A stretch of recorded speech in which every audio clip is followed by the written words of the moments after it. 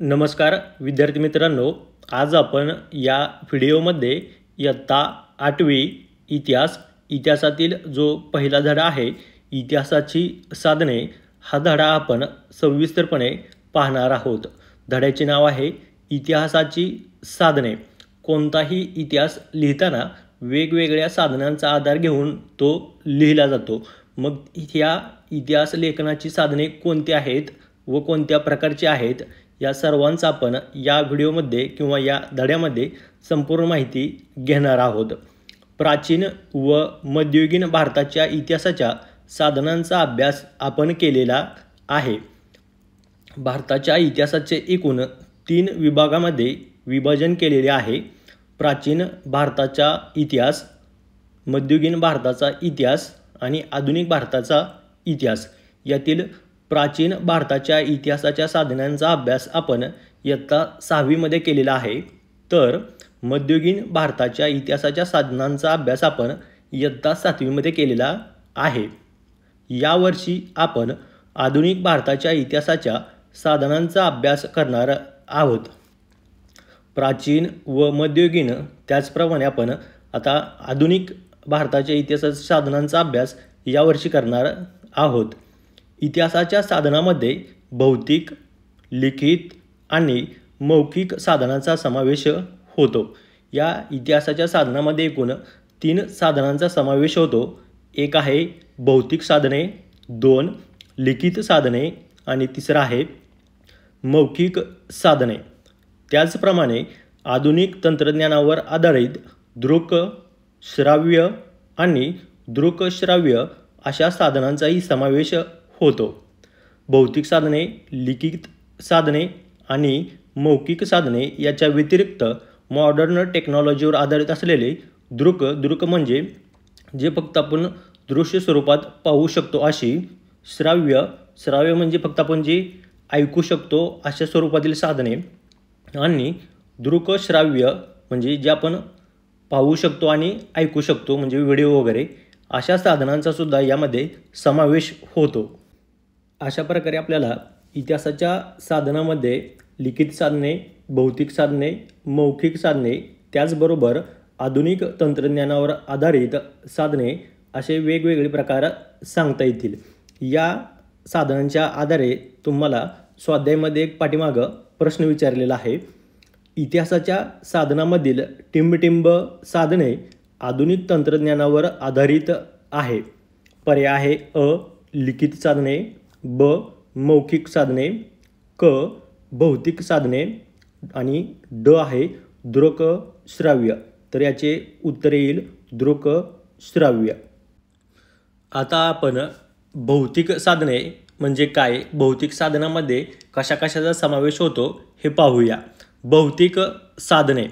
इतिहासाच्या भौतिक साधनामध्ये विविध वस्तू, वास्तू, नाणी, पुतळे आणि पदके इत्यादी साधनांचा समावेश करता येईल.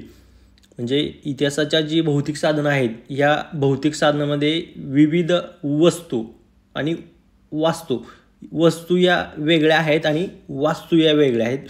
वस्तूमध्ये तुमचे ताट, तांब्या, पेला हे छोटी जी साधने आहेत यांना वस्तू संबोधलेलं आहे. वास्तूमध्ये वेगवेगळ्या ज्या इमारती आहेत, तुरुंग आहेत, किल्ले आहेत किंवा जे राजांचे जे राजवाडे आहेत यांना वास्तू असं संबोधलं जातं. आणि त्या काळातील जी राजांची नाणी होती किंवा जे वेगवेगळे जे पुतळे आहेत, त्याचबरोबर पदकं आहेत, या सर्वांचा समावेश हा भौतिक साधनामध्ये केला जातो. आता आपण भौतिक साधनातील इमारती व वास्तू याबद्दल माहिती जाणून घेऊया. इमारती व वास्तू. आधुनिक भारताच्या इतिहासातील कालखंड हा युरोपीय, विशेषतः ब्रिटिश सत्ताधीश आणि संस्थानिकांच्या राज्यकारभाराचा काळ मानला जातो. भारताच्या इतिहासाचे एकूण 3 कालखंडामध्ये विभाजन केलेले आहे. त्यातील पहिला आहे प्राचीन भारताचा इतिहास, 2 नंबर आहे मध्ययुगीन भारताचा इतिहास आणि तिसरा आहे आधुनिक भारताचा इतिहास. हा जो आधुनिक भारताचा इतिहासाचा जो कालखंड आहे हा विशेषतः युरोपीय आणि युरोपीयमधील विशेषतः म्हणले ब्रिटिश. असं म्हणण्याचं कारण आहे की युरोपामधून पोर्तुगीज, डच, इंग्रज, फ्रेंच इत्यादी वेगवेगळे देश भारतामध्ये आले होते. त्यामध्ये ब्रिटिशांनी मोठ्या प्रमाणावर, मोठ्या प्रदेशावर, मोठ्या काळावर भारतावर आपलं वर्चस्व प्रस्थापित केलेलं होतं. म्हणून या ठिकाणी विशेषतः ब्रिटिश असं संबोधलेलं आहे. आणि ह्या ब्रिटिशांबरोबर संस्थानिकांच्या राज्यकारभाराचा काळ मानला जातो. थोडक्यात काय, आधुनिक भारताच्या इतिहासामध्ये ब्रिटिश आल्यापासून किंवा युरोपीय देश भारतामध्ये आल्यापासून देश स्वातंत्र्य होईपर्यंत जो इतिहास आहे, हा इतिहास आधुनिक भारताचा इतिहास म्हणून ओळखला जातो. या काळात विविध इमारती, पूल, रस्ते, पाणपोया, कारंजे यासारख्या वास्तू बांधल्या गेल्या. आणि या आधुनिक भारतामध्ये इंग्रजांनी वेगवेगळ्या इमारती, पूल, रस्ते, कारंजे, पाणपोया या ठिकाणी बांधलेले आहेत. या इमारतीमध्ये प्रशासकीय कचऱ्या, अधिकाऱ्यांची तसेच नेत्यांची व क्रांतिकारकांची निवासस्थाने, संस्थानिकांचे राजवाडे, किल्ले, तुरुंग यासारख्या इमारतींचा समावेश होतो. आणि ही जी इमारती बांधलेल्या होत्या त्या सरकारी ऑफिसं किंवा अधिकाऱ्यांची जी घरं आहेत किंवा तुरुंग असतील किंवा किल्ले असतील किंवा जे संस्थानिकांना होते त्या संस्थानिकांचे जे राजवाडे आहेत यामध्ये यांचा समावेश करता येईल. या वास्तूपैकी अनेक वास्तू आज सुस्थितीत पाहावयास मिळतात. आणि ह्या ज्या इमारती आहेत, वास्तू आहेत, त्या सुस्थितीत म्हणजे चांगल्या परिस्थितीमध्ये आजसुद्धा आपल्याला पाहायला मिळत आहेत. काही वास्तू या राष्ट्रीय स्मारके म्हणून घोषित केलेल्या आहेत. ह्यातील जे काही वास्तू आहेत जी चांगल्या प्रकारे ह्या वास्तूंची राष्ट्रीय स्मारके म्हणून घोषणा केलेली आहे. तर काही इमारतीमध्ये संग्रहालये उभारण्यात आली. आणि ह्यातील जे काही चांगले ठिकाणे आहेत त्या ठिकाणी संग्रहालये उभारण्यात आलेली आहेत. उदाहरणार्थ अंदमान येथील सेल्युलर जेल. थोडक्यात ज्या इमारती चांगल्या परिस्थितीमध्ये आहेत त्या ठिकाणी संग्रहालय उभारण्यात आलेले आहेत. आणि काही ठिकाणी ही राष्ट्रीय स्मारके म्हणून घोषित करण्यात आलेली आहेत. या वास्तूंना भेटी दिल्यानंतर आपणास तत्कालीन इतिहास, स्थापत्यशास्त्र, वास्तूंच्या स्वरूपावरून त्यावेळची आर्थिक संपन्नता याविषयी माहिती मिळते. आपण जर या वस्तूंना भेटी दिल्यानंतर आपणास तत्कालीन म्हणजे काय, त्या काळातील इतिहास, त्या काळातील जो इतिहास आहे त्या काळातील इतिहासाची आपल्याला माहिती मिळते. त्याचबरोबर स्थापत्यशास्त्र म्हणजे काय, त्या काळातील जी बांधकामं बांधली गेलेली आहेत, बांधकामाचे जे शास्त्र आहे, बांधकामं कोणत्या पद्धतीने बांधलेली आहेत या सर्वांची माहिती मिळते. आणि त्याचबरोबर आपल्याला त्या काळातील लोकांची आर्थिक संपन्नता कशा स्वरूपाची होती याची काय होते माहिती मिळते. जसे अंदमान येथील सेल्युलर जेलला भेट दिल्यावर स्वातंत्र्यवीर सावरकर यांच्या क्रांतिकार्याविषयी, मुंबईतील मणिभवनला किंवा वर्धा येथील सेवाग्राम आश्रमास भेट दिल्यावर गांधी युगाच्या इतिहासाविषयी माहिती मिळते.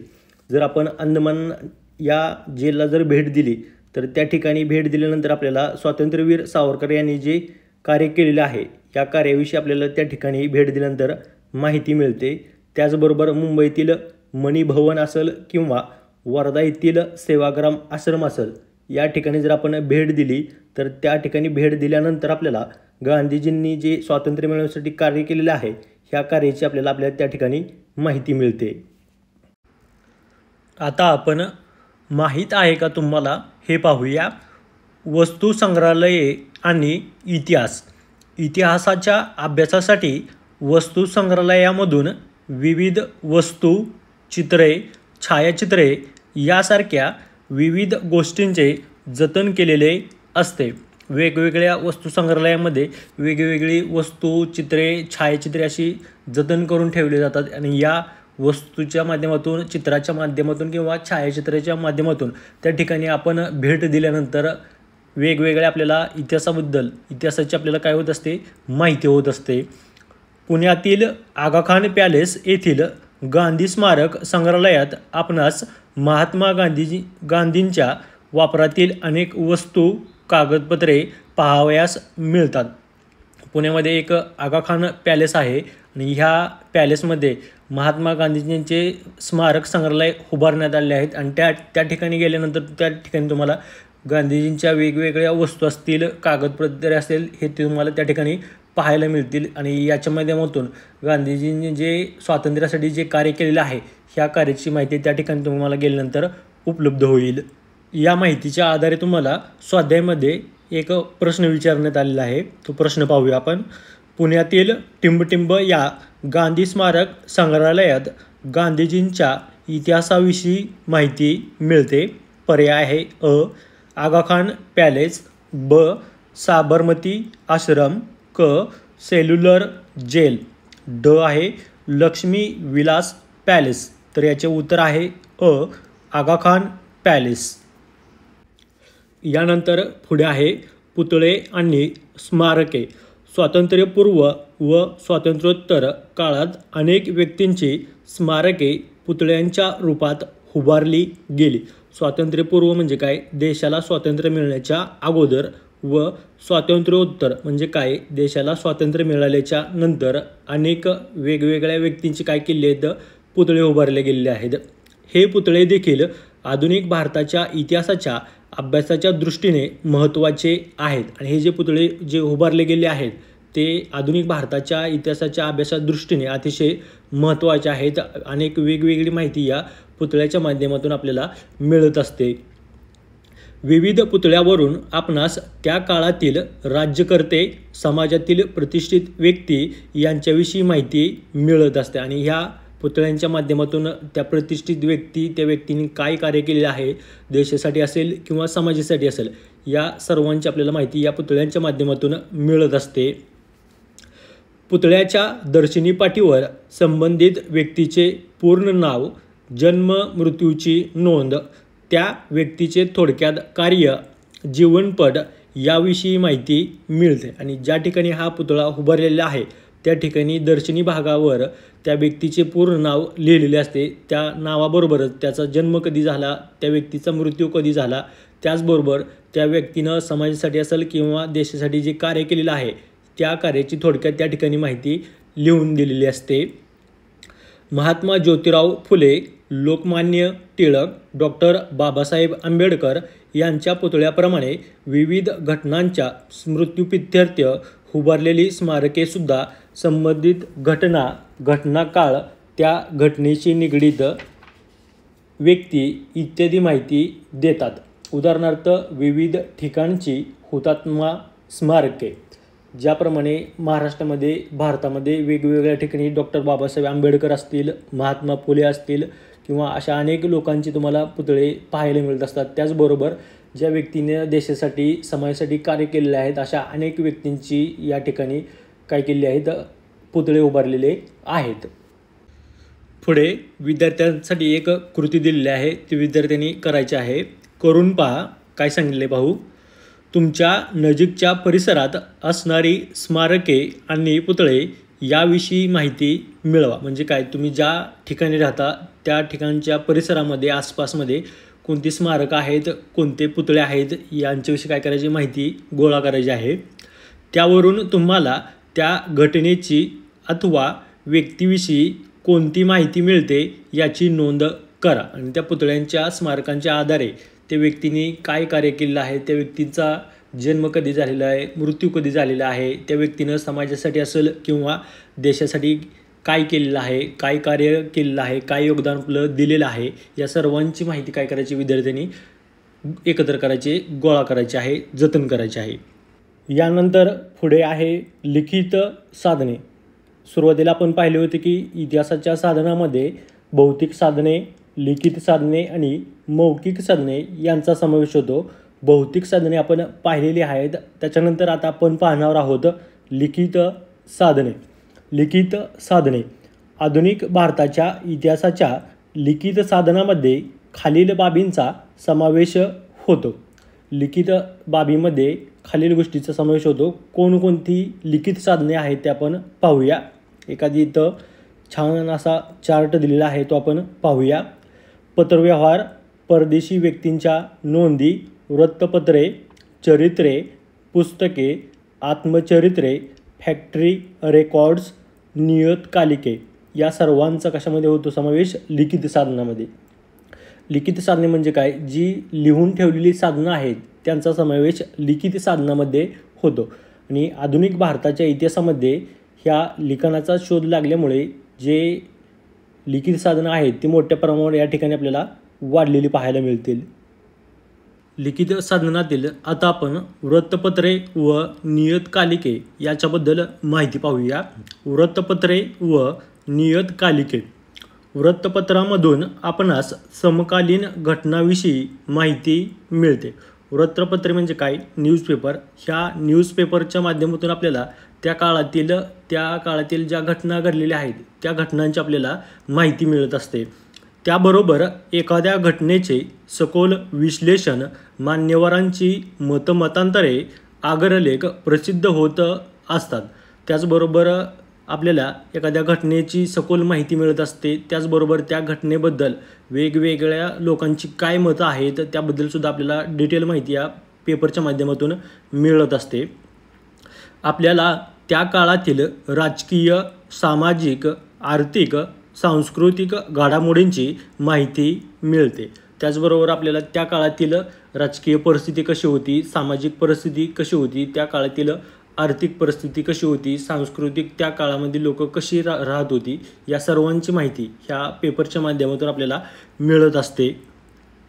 स्वातंत्र्यपूर्व काळात ज्ञानोदय, ज्ञानप्रकाश, केसरी, दिनबंधू, अमृत बाजार पत्रिका यासारखी वृत्तपत्रे लोकजागृतीची महत्त्वपूर्ण साधने होती.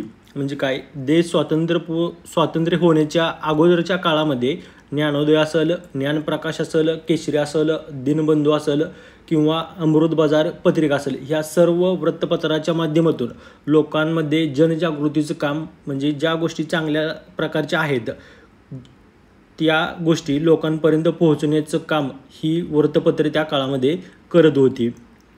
या वृत्तपत्रांद्वारे आपल्याला ब्रिटिश सरकारची भारताविषयीची धोरणे, त्यांचे भारतावरील परिणाम या विषयांचा अभ्यास करता येतो.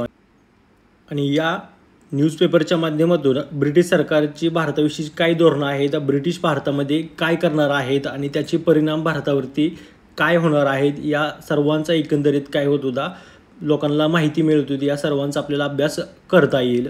ब्रिटिश काळात वृत्तपत्रे केवळ राजकीयच नव्हे तर सामाजिक प्रबोधनाची साधने म्हणूनही काम करत होती. त्या काळातील जे न्यूजपेपर होते फक्त हे राजकीय कार्य करत नव्हते, त्याचबरोबर समाज प्रबोधनाचं कार्य करत होती. म्हणजेच काय? समाजामध्ये ज्या ज्या चांगल्या गोष्टी आहेत, समाजातील लोकांनी काय करायला पाहिजे, समाजासाठी काय चांगलं आहे या सर्वांची माहिती काय करत होती ही लोकांपर्यंत पोहोचवत होती. विष्णूशास्त्री चिपळूणकर यांनी निबंधमाला या मासिकातून तर लोकहितवादी उर्फ गोपाळ हरी देशमुख यांनी प्रभाकर या साप्ताहिकातून लिहिलेले शतपत्रे यातून विविध सामाजिक व सांस्कृतिक विषयावर भाष्य केले. त्या काळातील विष्णूशास्त्री चिपळूणकर असतील त्यांनी त्यांच्या निबंधमाला या मासिकातून समाज प्रबोधनाचं किंवा लोकजागृतीचं कार्य केलेलं आहे. त्याचबरोबर लोकहितवादीमधून परिचित असलेले गोपाळ हरी देशमुख यांनी त्यांच्या प्रभाकर या साप्ताहिकामधून लोकांना जागृत करण्याचं काम त्या काळामध्ये केलेलं आहे. या ठिकाणी विष्णूशास्त्री चिपळूणकर यांचं निबंधमाला हे मासिक आहे. मासिक म्हणजे काय? महिन्यातून एकदा प्रसिद्ध होणारे. तर दुसरं आहे गोपाळ हरी देशमुख यांचं प्रभाकर साप्ताहिक. साप्ताहिक म्हणजे काय? आठवड्यातून एकदा प्रसिद्ध होणारं. म्हणजे काय? महिन्यातून एकदा प्रसिद्ध होतं त्याला मासिक म्हटलं जातं. आठवड्यातून एकदा प्रसिद्ध केलं जातं त्याला साप्ताहिक म्हटलं जातं. यानंतर पुढे आहे चला जाणून घेऊया डॉक्टर बाबासाहेब आंबेडकर आणि वृत्तपत्रे. या ठिकाणी डॉक्टर बाबासाहेब आंबेडकरांनी जी वृत्तपत्र सुरू केलेली आहेत त्या सर्व वृत्तपत्रांची माहिती या ठिकाणी आपल्याला दिलेली आहे. डॉक्टर बाबासाहेब आंबेडकरांनी 1920च्या जानेवारी महिन्यात मूकनायक हे पाक्षिक सुरू केले. डॉक्टर बाबासाहेब आंबेडकरांनी 1920मध्ये जानेवारी महिन्यामध्ये मूकनायक हे पाक्षिक सुरू केले आहे. पाक्षिक म्हणजे काय? 15 दिवसातून एकदा प्रसिद्ध होणारं असते, त्याला पाक्षिक म्हटलं जातं. परंतु त्यांना पुढील विद्या अभ्यासाकरता इंग्लंडला जावे लागल्यामुळे त्यांनी हे पत्र आपल्या सहकाऱ्यांकडे सोपवलं. हे पाक्षिक सुरू केल्यानंतर पुढे काही काळामध्ये त्यांना इंग्लंडला जावं लागलं. त्यामुळे त्यांनी हे जे मूकनायक पाक्षिक सुरू केलं होतं, हे मूकनायक पाक्षिक त्यांनी चालवण्यासाठी त्यांच्या मित्रांकडे सहकाऱ्यांकडे सोपवलेलं होतं. डॉक्टर बाबासाहेब आंबेडकरांनी एप्रिल 1927मध्ये बहिष्कृत भारत हे पत्र सुरू केले आणि पुढे जाऊन पुढच्या काळामध्ये 1927मध्ये डॉक्टर बाबासाहेब आंबेडकरांनी बहिष्कृत भारत हे पत्र सुरू केलेलं आहे. सामान्य जनतेचे प्रबोधन व संघटन करण्यासाठी बहिष्कृत भारत या पत्रातून त्यांनी लिखाण केले आणि हे जे वृत्तपत्र सुरू केलं होतं बहिष्कृत भारत या वृत्तपत्रातून त्यांनी समाजाचं प्रबोधन करण्यासाठी आणि समाज संघटित करण्यासाठी लिखाण केलेलं आहे. याशिवाय जनता व प्रबुद्ध भारत अशी आणखी 2 वृत्तपत्रे चालवली. त्याचबरोबर पुढील काळामध्ये त्यांनी जनता म्हणून हे वृत्तपत्र चालू केलेलं आहे. त्याचबरोबर प्रबुद्ध भारत या नावाने एक वृत्तपत्र सुरू केलेले आहे त्यांनी. या सर्व वृत्तपत्रामधून डॉक्टर बाबासाहेब आंबेडकर लोकांमध्ये जनजागृतीचं कार्य करत होते. यानंतर पुढे आहेत नकाशे व आराखडे. नकाशा हे देखील इतिहासाचे महत्त्वाचे साधन मानले जाते. जे नकाशे असतात ते नकाशेसुद्धा इतिहासाच्या लेखनामध्ये महत्त्वाचे साधन म्हणून वापरले जात असतात. नकाशावरून आपणास शहरांचे किंवा एखाद्या ठिकाणाचे बदलणारे स्वरूप अभ्यासता येते. नकाशावरून जर एखाद्या शहराचं स्वरूप बदलत असेल तर तो जुना नकाशा नवीन नकाशा याच्या अभ्यासावरून आपल्याला जे स्वरूप बदलायला लागले आहे या बदलणाऱ्या स्वरूपाचा अभ्यास त्या ठिकाणी करता येतो.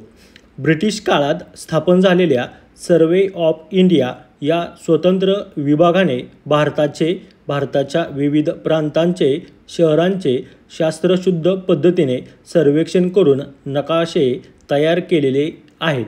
ब्रिटिशांनी त्यांच्या काळामध्ये एक विभाग स्थापन केला आहे सर्वे ऑफ इंडिया. या सर्वे ऑफ इंडिया या विभागाने भारताच्या विविध भागाचे त्याचबरोबर वेगवेगळ्या शहरांचे शास्त्रशुद्ध पद्धतीने वेगवेगळे सर्वेक्षण करून त्या ठिकाणी शहरांचे वेगवेगळ्या प्रांतांचे भारताचे असे वेगवेगळे नकाशे तयार करून ठेवलेले आहेत. नकाशाप्रमाणे वास्तुविशारदांनी तयार केलेले आराखडे हे देखील इमारत स्थापत्यशास्त्राच्या तसेच एखाद्या भागाच्या विकासाचे टप्पे अभ्यासनाच्या दृष्टीने महत्त्वाचे ठरतात. ह्या ब्रिटिशांच्या नकाशाबरोबरच वेगवेगळ्या विशारदांनी जे आराखडे तयार केलेले आहेत त्या आराखड्यांचासुद्धा आपल्याला अभ्यास करता येतो किंवा हे आराखडेसुद्धा अतिशय महत्त्वाचे ठरत आहेत. उदाहरणार्थ मुंबई पोर्ट ट्रस्ट या विभागाकडे मुंबई बंदराचे मूळ आराखडे आहेत. हे बंदर पुढे विकसित करताना वास्तुविशारद आणि अभियंत्यांनी केलेल्या आराखड्यावरून आपणास मुंबईच्या नागरी विकासाची माहिती मिळते. यानंतर पुढे आहे मौखिक साधने. याच्या अगोदर आपण लिखित साधने पाहिली आहेत, त्याच्या अगोदर आपण भौतिक साधने पाहिली आहेत. आता आपण मौखिक साधने पाहूया. आधुनिक भारताच्या इतिहासाच्या मौखिक साधनामध्ये खाली दिलेल्या साधनांचा समावेश होतो. म्हणजे काय, जी खाली साधन दिली आहेत त्या साधनांचा मौखिक साधनामध्ये समावेश होतो. तर ती साधने कोणती ते पाहूया. लोकगीते, पोवाडे, लोककथा, प्रसंगवर्णने, मुलाखती, मेळे, जलसे, कलापथके, ओव्या, स्फूर्तिगीते या सर्वांचा समावेश मौखिक साधने म्हणून केला जातो. त्यानंतर पुढे आहे स्फूर्तिगीते. स्फूर्तिगीते म्हणजे काय ते आता आपण पाहूया.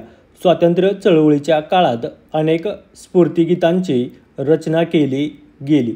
ज्यावेळेस भारताला स्वातंत्र्य मिळवण्यासाठी वेगवेगळ्या चळवळी झाल्या होत्या, ह्या चळवळीच्या काळामध्ये अनेक स्फूर्तिगीतांची रचना त्या काळामध्ये केली गेलेली होती. त्यापैकी अनेक गीते आज लिखित स्वरूपात उपलब्ध आहेत आणि त्या स्फूर्तिगीतापैकी अनेक जे गीतं आहेत ती आज काय केली आहेत, लिखित स्वरूपात लिहून ठेवलेली आहेत. परंतु अनेक अप्रकाशित स्फूर्तिगीते स्वातंत्र्य सैनिकांना मुखोद्गत आहेत, जी आतापर्यंत लिहिली नाहीत किंवा प्रकाशित केलेली नाहीत. अशी अनेक स्फूर्तिगीते जी आहेत ते अनेक स्वातंत्र्य सैनिकांना मुखोद्गत आहेत, म्हणजे त्यांना पाठ आहेत. या स्फूर्तिगीतामधून आपल्याला स्वातंत्र्यपूर्व काळातील परिस्थिती, स्वातंत्र्य आंदोलनामागील प्रेरणा याविषयी माहिती मिळते. आणि ह्या स्फूर्तिगीतांच्या माध्यमातून आपल्याला स्वातंत्र्यपूर्व काळातील म्हणजे काय, ज्यावेळी स्वातंत्र्य मिळण्याच्या अगोदरच्या काळातील परिस्थिती आणि जी लोक आंदोलन करत होती त्या लोकांना ही गीतं कशी प्रेरणा देत होती, या सर्वांची माहिती काय करते आपल्याला ह्या स्फूर्तिगीतांच्या माध्यमातून मिळत असते. यानंतर मौखिक साधनातील प्रकार आहे पुढे पोवाडे. पोवाड्यामधून ऐतिहासिक घटनेविषयी तसेच व्यक्तींच्या कार्याविषयी माहिती मिळते. आणि ह्या पोवाड्याच्या माध्यमातून ज्या ऐतिहासिक घटना झाल्या आहेत ह्या घटनांची माहिती सांगितली जाते. त्याचबरोबर एखाद्या व्यक्तीने जे कार्य केले आहे त्या कार्याची माहिती या पोवाड्याच्या माध्यमातून आपल्याला सांगितली जाते. ब्रिटिश आमदानीत 1857चा स्वातंत्र्य लढा, विविध क्रांतिकारकांनी केलेले पराक्रम यावर आधारित पोवाडे रचले गेले. मग ब्रिटिशांच्या काळामध्ये 1857चा जो लढा झाला होता ह्या लढ्याबद्दल किंवा वेगवेगळे ज्या क्रांतिकारकांनी जे पराक्रम केले आहेत ह्या पराक्रमाची माहिती या आपल्याला पोवाड्याच्या माध्यमातून सांगितलेली आहे किंवा सांगितली जाते. लोकांमध्ये प्रेरणा, चैतन्य निर्माण करण्यासाठी या पोवाड्यांचा उपयोग करण्यात येत असे. आणि ह्या पोवाड्यांच्या माध्यमातून लोकांना वेगवेगळी प्रेरणा दिली जात असे, लोकांमध्ये वेगवेगळे स्वातंत्र्य मिळवण्यासाठी चैतन्य निर्माण केले जात असे. स्वातंत्र्य लढ्याप्रमाणेच सत्यशोधक समाजाने पोवाड्याच्या माध्यमातून केलेली शोषित वर्गांची जागृती, संयुक्त महाराष्ट्राचा लढा यासारख्या घटनांवर आधारित पोवाड्यांची रचना केलेली आहे. त्याचबरोबर स्वातंत्र्य लढ्याप्रमाणेच पुढे जाऊन सत्यशोधक समाजाने आपल्या पोवाड्याच्या माध्यमातून शोषित वर्गांची जागृती, म्हणजे काय, ज्या वर्गावरती ज्या लोकांवरती अन्याय केले जात होते, गुलामासारखी त्यांना वागणूक केली जात होती, अशा लोकांवरती काय केले आहेत, पोवाडे रचलेले आहेत. यानंतर पुढे आहे दृकश्राव्य आणि दृकश्राव्य साधने. याच्या अगोदर आपण भौतिक साधने पाहिली, लिखित साधने पाहिली, मौखिक साधने पाहिली. त्याच्यानंतर आता आपण पाहणार आहोत आधुनिक तंत्रज्ञानावर आधारित दृकश्राव्य आणि दृकश्राव्य साधने. यातील दृक म्हणजे काय, जी फक्त आपल्याला दिसू शकतात अशी साधने. श्राव्य म्हणजे काय, ज्या साधनांना फक्त आपण ऐकू शकतो अशी साधने. त्याच्यानंतर आहे दृकश्राव्य साधने. जी दृकश्राव्य साधने म्हणजे काय, जे आपण पाहू शकतो आणि त्याचबरोबर ऐकू शकतो अशी साधने. आधुनिक काळात तंत्रज्ञानाच्या विकासामुळे छायाचित्रण, ध्वनिमुद्रण, चित्रपट इत्यादी कलांचा विकास झाला. आणि आधुनिक काळामध्ये वेगवेगळ्या तंत्रज्ञानामुळे छायाचित्रण असेल, ध्वनिमुद्रण असेल, चित्रपट असेल, अशा वेगवेगळ्या कलांचा काय झालेलं आहे, या अलीकडच्या काळामध्ये विकास झालेला आहे.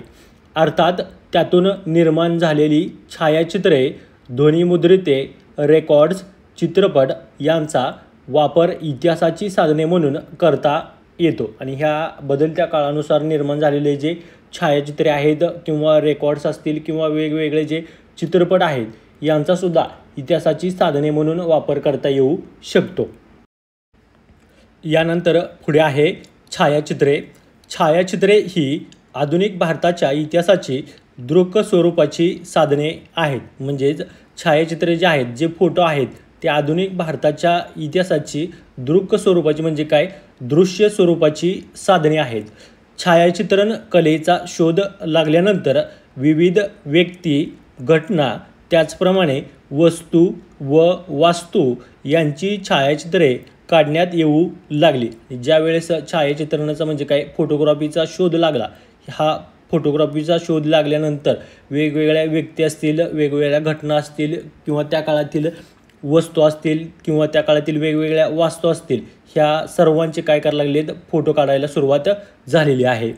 या छायाचित्रामधून आपणास व्यक्ती तसेच प्रसंग जसे होते किंवा घडले त्याची दृश्य स्वरूपात माहिती मिळते. आणि ह्या छायाचित्रणाचा शोध लागल्यामुळे त्या काळातील जे चित्र आहेत त्या चित्राच्या माध्यमातून आपल्याला जशीच्या तशी माहिती उपलब्ध झालेली आहे. मध्ययुगीन काळातील व्यक्ती कशा दिसत होत्या किंवा घटना कशा घडल्या याची चित्रे उपलब्ध आहेत, परंतु सदर चित्रे किती विश्वसनीय आहेत याबाबत प्रश्न उपस्थित केले जातात. मध्ययुगीन काळातील सुद्धा अनेक आपल्याला चित्रे उपलब्ध आहेत, प्रतिमा उपलब्ध आहेत, पण त्यांच्या प्रतिमावरती काय केले आहेत, अनेक प्रश्न निर्माण केले आहेत किंवा प्रश्न निर्माण केले आहेत, कारण ते फोटो एडिट केलेले असू शकतात. म्हणून त्यांच्या विश्वसनीय आहेत की नाही हा प्रश्न त्यांच्यावरती निर्माण केलेला आहे. त्या तुलनेत छायाचित्रे ही अधिक विश्वसनीय मानली जातात आणि त्याच्यापेक्षाही आधुनिक काळातील जी छायाचित्रे आहेत त्या मानानं काय आहेत, अधिक विश्वसनीय आहेत. व्यक्तींच्या छायाचित्रावरून ती व्यक्ती कशी दिसत होती, तिचा पेहराव कसा होता याविषयी माहिती मिळते. आणि ह्या उपलब्ध छायाचित्रावरून त्या काळातील व्यक्ती कशा दिसत होत्या, त्यांचा पेहराव कसा होता, म्हणजे त्या काळातील लोक काय घालत होती, कशी राहत होती, या सर्वांची आपल्याला काय होते, माहिती मिळत असते. प्रसंगाच्या छायाचित्रामधून संबंधित प्रसंग नजरेसमोर उभा राहतो, तर वास्तू किंवा वस्तूच्या छायाचित्रामधून त्याचे स्वरूप लक्षात येते. जर एखादा प्रसंग जर छायाचित्रामध्ये दाखवलेला असेल किंवा एखादी वास्तू दाखवली असेल तर त्या वास्तूचे आपल्याला प्रत्यक्ष स्वरूप काय करता येते, लक्षात येत असते. यानंतर पुढे आहे ध्वनिमुद्रिते. ध्वनिमुद्रिते म्हणजेच रेकॉर्ड्स. छायाचित्रण कलेप्रमाणे ध्वनिमुद्रण तंत्राचा शोधही महत्त्वाचा आहे. ज्याप्रमाणे छायाचित्रणाचा हा जो महत्त्वाचा शोध लागला होता, त्याचबरोबर ध्वनिमुद्रणाचा हा जो लागलेला शोध आहे तो सुद्धा अतिशय महत्त्वाचा आहे. ध्वनिमुद्रिते किंवा रेकॉर्ड्स ही इतिहासाची श्राव्य स्वरूपाची साधने आहेत. आणि ही जी ध्वनिमुद्र आहेत किंवा रेकॉर्ड्स आहेत ही फक्त आपल्याला ऐकू येत असतात, म्हणून ही यांना श्राव्य स्वरूपाची साधनं असं म्हटलेलं आहे. आधुनिक काळात नेत्यांनी किंवा महत्त्वाच्या व्यक्तींनी केलेली भाषणे, गीते ध्वनिमुद्रिते स्वरूपात उपलब्ध आहेत. आणि अलीकडच्या काळामध्ये, आधुनिक काळामध्ये वेगवेगळ्या नेत्यांनी किंवा महत्त्वाच्या व्यक्तींनी केलेली भाषणं असतील किंवा स्वातंत्र्य मिळवण्यासाठी वेगवेगळ्या चळवळीमध्ये लोकांनी गायलेले गीते असतील, ही काय केलेली आहेत, ध्वनिमुद्रित करून ठेवलेली आहेत. त्यांचा वापर इतिहासाची साधने म्हणून केला जाऊ शकतो. ह्या नेत्यांच्या भाषणाचा असेल किंवा महत्त्वाच्या व्यक्तींनी जी भाषणं केली आहेत किंवा वेगवेगळी जी गीतं त्या काळामध्ये गायलेली आहेत, ह्या सर्वांचा आपण इतिहासाची साधने म्हणून वापर करू शकतो. उदाहरणार्थ स्वतः रवींद्रनाथ टागोरांनी गायलेले जनगणमन हे राष्ट्रगीत किंवा सुभाषचंद्र बोस यांचे भाषण यांचा वापर आधुनिक भारताच्या इतिहासाच्या अभ्यासात श्राव्य साधने म्हणून करता येतो.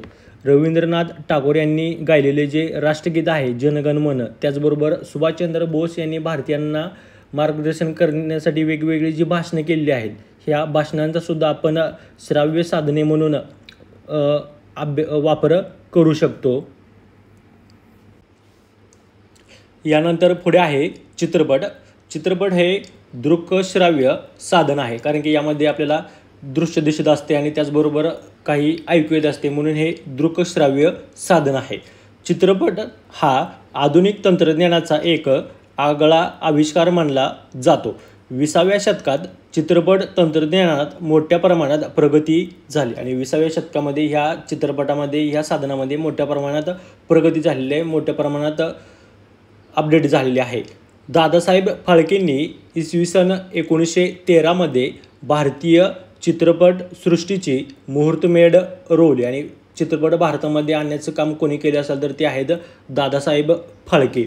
भारतीय स्वातंत्र्य लढ्यातील दांडी यात्रा, मिठाचा सत्याग्रह, चले जाव आंदोलन यासारख्या ऐतिहासिक प्रसंगाच्या ध्वनिचित्रफिती उपलब्ध आहेत. ज्यावेळेस भारतीय स्वातंत्र्यासाठी दांडी यात्रा महात्मा गांधींनी सुरू केली होती, त्याचबरोबर मिठाचा सत्याग्रह असेल किंवा चले जाव आंदोलन असेल, ह्या सर्व ऐतिहासिक प्रसंगाचे काय झाले आहेत, आज चित्रफिती उपलब्ध आहेत, म्हणजे काय चित्रपट स्वरूपात यांचे व्हिडिओ उपलब्ध आहेत. या चित्रफितीमुळे घडलेली घटना आपल्याला जशीच्या तशी पाहायला मिळते आणि या सर्व गोष्टी व्हिडिओच्या स्वरूपामध्ये आजही उपलब्ध असल्यामुळे त्या ज्या काळातील घटना घडलेल्या आहेत त्या आपण आज जशाच्या तशा पाहू शकत आहे. प्राचीन आणि मध्ययुगीन काळाच्या तुलनेत आधुनिक भारताच्या इतिहासाचा अभ्यास करण्यासाठी विपुल प्रमाणात आणि विविध प्रकारची साधने उपलब्ध आहेत. प्राचीन आणि मध्ययुगीन काळाच्या तुलनेनं आधुनिक काळामध्ये वेगवेगळ्या टेक्नॉलॉजी उपलब्ध झाल्यामुळं या काळामध्ये वेगवेगळे अनेक साधनं काय झाली उपलब्ध झालेली आहेत. या कालखंडातील भौतिक साधने बऱ्याच प्रमाणात सुस्थितीत आहेत आणि या काळामध्ये जी भौतिक साधनं निर्माण झालेली होती किंवा जी भौतिक साधनं उभारली गेलेली आहेत ती आजसुद्धा मोठ्या प्रमाणात सुस्थितीत आहेत, म्हणजे काय चांगल्या प्रकारे आज उपलब्ध आहेत. अभिलेखागारात जतन करून ठेवलेली अनेक लिखित साधनेही उपलब्ध आहेत आणि अभिलेखागारामध्ये जी जतन करून साठवून ठेवलेली जी लिखित साधनं आहेत ती सुद्धा आज मोठ्या प्रमाणात आपल्याला उपलब्ध आहेत. लिखित साधनांचा वापर करताना मात्र ते कोणत्या विचारांनी प्रेरित आहेत, एखाद्या घटनेकडे पाहण्याचा साधनकर्त्याचा दृष्टिकोन काय आहे हे तपासून घ्यावे लागतात. मात्र लिखित साधनांचा वापर करत असताना एखाद्या व्यक्तीनं लिखाण जर करून ठेवलेलं असेल मग ते लिखाण कोणत्या विचारांनी प्रेरित करून लिहिलेलं आहे किंवा कोणत्या हेतूने ते लिखाण केलेलं आहे या सर्व गोष्टी तपासून ह्या लिखित साधनांचा वापर करावा लागतो. अशा साधनांचे जतन करणे आवश्यक आहे आणि अशा स्वरूपात ज्या ठिकाणी लिखित साधनं उपलब्ध आहेत त्या लिखित साधनांचा आपण जतन करून ठेवणे आवश्यक आहे. ऐतिहासिक साधनांचे जतन केल्यामुळे इतिहासाचा हा समृद्ध वारसा आपल्याला भावी पिढ्यांकडे सोपवता येईल आणि आज जी आपल्याला ऐतिहासिक साधनं उपलब्ध आहेत ह्या ऐतिहासिक साधनांचं आपण जर जतन केली, त्यांना चांगली त्यांची देखभाल केली तर येणाऱ्या आपल्या पिढीला सुद्धा ही जी ऐतिहासिक साधनं आहेत ती ऐतिहासिक साधनं पाहता येतील. जर त्यांनी ही सर्व ऐतिहासिक साधनं पाहिली तर त्यांनासुद्धा ह्या ऐतिहासिक साधनाच्या माध्यमातून त्या काळातील इतिहासाची मोठ्या प्रमाणात काय होईल माहिती त्यांच्यापर्यंत पोहोचल. म्हणून ही ऐतिहासिक साधनं जतन करून ठेवणं गरजेचं आहे. आणि या ठिकाणी आपल्याला चित्रपट या टॉपिकच्या आधारावरती एक आपल्याला शेवटी स्वाध्यायामध्ये एक प्रश्न विचारलेला आहे. तो प्रश्न आपण पाहूया.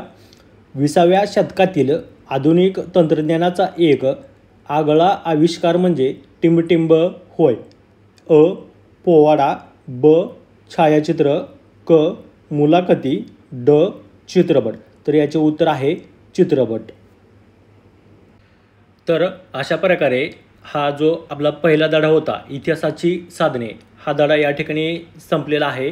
हा धडा तुम्हाला कसा वाटला आम्हाला नक्की कमेंट करून कळवा. धन्यवाद.